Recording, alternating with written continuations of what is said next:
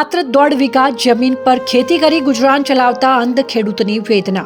રીસર્વે બાદ જમીન ઓછી બતાવતા કચેરીઓના ધરમધક્કા ખાધા બાદ પણ પરિણામ શૂન્ય। પ્રસિદ્ધ કવિ કરસનદાસ માણેકની રચના છે, જે આજે પણ સમાજમાં યથાર્થ પુરવાર થતી જોવા મળે છે। કામધેનુને મળે ન એક સૂકું તણખલું ને લીલાછમ ખેતરો 100 આખલા ચરી જાય છે।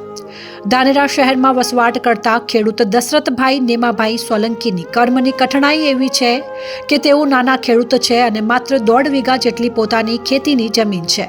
તેમાં ખેતી કરી પોતાનું પરિવારનું ગુજરાન ચલાવતા હતા, પરંતુ કુદરતને તે પણ મંજૂર ન હોય તેમ વર્ષ 2017માં આવેલા વરસાદી પૂર બાદ દશરથભાઈની બંને આંખો જતી રહી અને દવાઓ કરાવવા છતાં પરિણામ ન મળ્યું અને તેઓ અંધ બની જતા પરિવારનું ગુજરાન ચલાવવું મુશ્કેલ બનતા હવે તેમના પરિવારનું ગુજરાન ચલાવવા માટે તેમના ધર્મપત્ની 4 બાળકોને સાચવવા સાથે ખેતી કામ પણ કરે છે। ત્યારે આ ઓછી જમીન ધરાવતા ખેડૂત પરિવારની મુશ્કેલી વિશે જાણવાનો પ્રયત્ન કરતા જાણવા મળ્યું કે તેમના નામે રહેલ જમીનના બાજુમાં આવેલ હાઈવે રોડના કપાતમાં કેટલીક જમીન ઓછી થયા બાદ તેમની જમીન લગભગ 36 ગુંઠા રહી હતી, પરંતુ સરકાર દ્વારા કરવામાં આવેલા જમીનના ઓનલાઈન રીસર્વેના કામમાં ગોટાળો થતાં હાલ તેમની ખેતીની જમીન માત્ર 17 ગુંઠા જ બતાવે છે।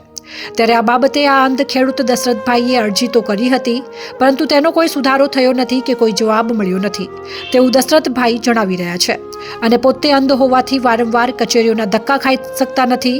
ત્યારે ઓનલાઈન જમીન માત્ર 17 ગુંઠા જ બોલતી હોવાથી તેમને સબસિડીવાળું બિયારણ મળતું નથી, જેથી ખેડૂત પરિવારને અનેક મુશ્કેલીઓનો સામનો કરવો પડી રહ્યો છે। 4 સંતાનના પિતા દશરથભાઈ આંખે દેખી ન શકતા હોવાથી તેમના પત્ની ઘરકામ સાથે ખેતીકામ કરી બાળકોને ભણાવવા માંગે છે અને તેથી શાળામાં મૂકે છે, પરંતુ શાળામાં સરકાર દ્વારા આપવામાં આવતી શિષ્યવૃત્તિ માટે કેવાયસી કરાવવાનું ફરજિયાત થતાં બાળકો માટે કેવાયસી કરાવવાના પ્રયત્નોમાં ફિંગરપ્રિન્ટ ન આવતા હવે બાળકોને શિષ્યવૃત્તિ પણ નથી મળી રહી તેવું બાળકોના માતા જણાવી રહ્યા છે। ત્યારે આ મજબૂર પરિવારે તંત્ર પાસે મદદરૂપ થવા અપીલ કરી હતી। આ મારું એટલે 4 છોકરી 1 છોકરો હોય એટલે ગુજારણ ચલાવવા અમે, અને અમારી પત્ની રહી એ ઘરનું ગુજારણ બધું ખેતીવાડી બીજું કરીને ચલાવે। અને 2017ના પુલ આવ્યો એમાં મારી ઓખ જતી રહી, એના પછી 2017માં રીસર્વે થયું, એમાં જમીન મારી 41 ગુંઠા હતી, એના અંદર 17 ગુંઠા નામે બોલે। હવે મારાથી ધક્કા ખવડાવતા નથી અને મેં ધક્કા ખાધા, મને કોઈ જવાબ મળતો નથી, એટલે હું હવે એનું કોઈ કામ બીજું મૂકી દીધું, કોઈ કરતો જ નથી ખેતર વિશે। કેમ ખેતીનું કામ તમારા પત્ની કરે તો તમે કેમ નથી કરી શકતા, શું કારણ છે? આંખે દેખાતું નથી। 2017માં નદી આવી ને ત્યારે ઓખ બંધ થઈ ગઈ, તો એની દવા બીજી કઈ કરે કે શું કરાવી દવા કેસ પડ્યા ઘણા, કોઈ કાર જ નહીં કરતા। ઓપરેશન કરાવેલું એક ઓખનું તોય ફેલ ગયું, એટલે ઓખે જરા દેખાતું જ નથી દેખાતું। તકલીફ તમારા ઘરવાળા કેમ આંખે નથી દેખતા? ક્યાંથી નથી દેખતા? પૂર આવ્યો નદી ત્યારે। હા, તો પછી ખેતીનું કામ કોણ કરે? હું કરું। હા, કેટલી જમીન ઉપર કેટલું આવેલું? અર્ધ વીઘો હશે અને 6 છોકરો હોય, 6 છોકરો ગુજારણ ચલાવવું પડે।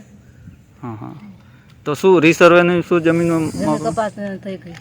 હા, તો શું કર્યું તમે? લોચા થયા 17 ગોટા બોલે જમીન હોવી જોઈએ હવાઈ વીઘોનો 17 ગોટા ઓખે દેખાતું નથી। પૂર આવ્યો ને ત્યારથી ખેતીવાડી હું કરું છું, કોઈ છોકરો નિભાવવા મારા હાથમાં અને સર્વર નંબરથી જમીન કપાઈ ગઈ, 17 ગોઠા બોલે। કેટલી જમીન છે તમારે? એમ 1.5 વીઘો હતો, 17 ગોઠા બોલે।